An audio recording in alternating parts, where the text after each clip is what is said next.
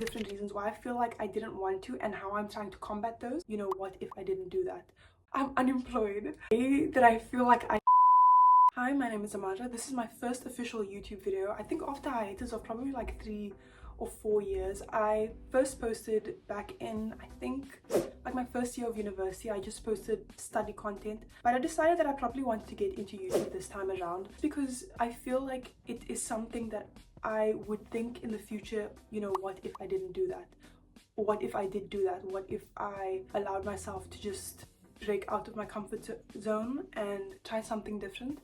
And there was a couple of reasons that I felt like I didn't want to, or I guess fears you could say, that I didn't want to move past for me to finally do this. And you know, initially this video was going to be about 3 ways you can still maintain your health and your well-being while moving to your ideal self, which is a space that I kind of want to go into, which is self-improvement and health and that kind of thing, because I'm a gym rat and I love the self-improvement space, the self-help space.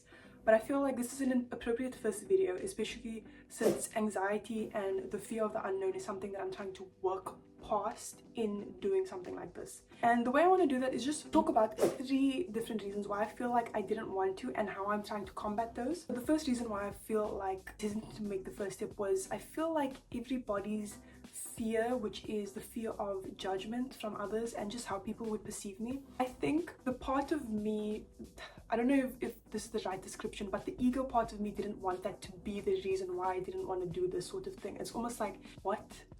People are stopping me from doing this? Even sitting here, it's kind of anxiety inducing to try and speak to a camera in what feels like a performative way, because I mean, I'm looking at myself in the camera and it's not a live back and forth conversation that I'm having, but at the same time, I know that this is something that I want to explore.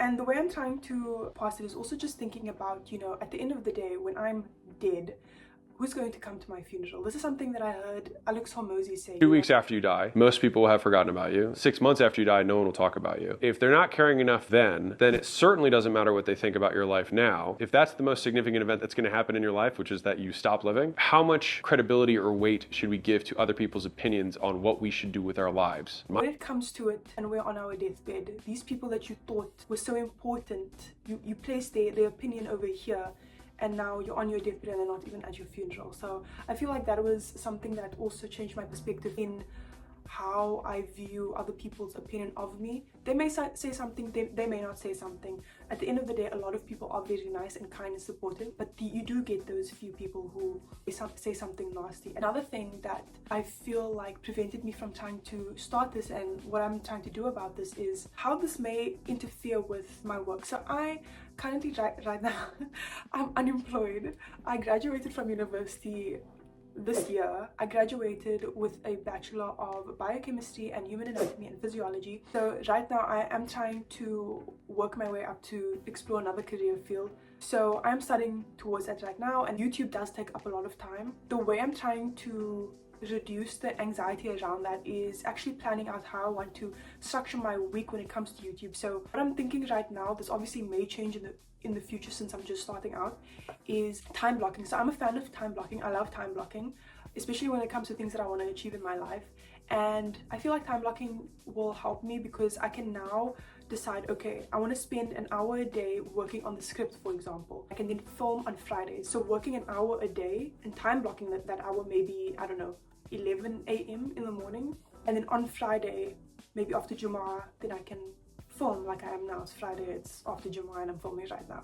And then use the weekend to edit, and then Monday I can upload. The second one, this might be a bit of a weird one to say because I haven't really heard people talk about this fear, but the way that I feel like I look on camera, I mean, we all notice our own insecurities. Maybe it's more noticeable to us than other people. I'm not going to make the mistake of asking people to guess my insecurity because I've done that before and now I have new insecurities. Just how I perceive myself on camera. I feel like I'm pretty confident, but when I see myself through a camera, I'm just like, what the hell? So how I'm trying to combat that, what I've done today to actually get me in the seat right now is actually just doing my makeup. I don't do my makeup like this on a day-to-day basis, but just because I knew that I was going to be sitting in front of a camera and I had some sort of a blockage when it comes to actually just sitting here and looking at myself, getting over that hurdle, I was like, okay, you know what, let me just try and feel the prettiest that I can by doing a full face of makeup and sitting here. And yeah, that seemed to help a lot as well.